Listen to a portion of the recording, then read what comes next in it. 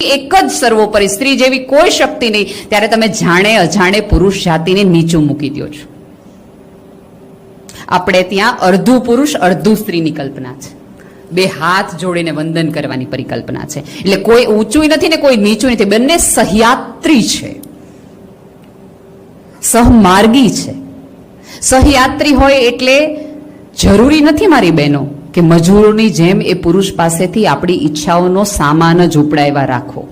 આપણે ભૂલ એ કરીએ છીએ, જે સ્વચ્છંદીપણાની બેન તમે વાત કરી, એ દિશામાં તરફમાં એવું થાય કે તમે સહયાત્રી ગણવા માંડો, મારી સામાન તારે ઉપાડવાનો, મારી જવાબદારી બધી તારે લેવાની. એટલે પુરુષ આજીવન એક મજૂરના રોલમાં આવી જાય છે. સભાનતાપૂર્વક કહું છું કે જો પુરુષ છે એ સામાન ઉપાડનાર મજૂર નથી, તો નેહલ નામની કંપનીનો સીઈઓ નથી, મેનેજર નથી. સાથે નિર્ણય લઈએ, સાથે હક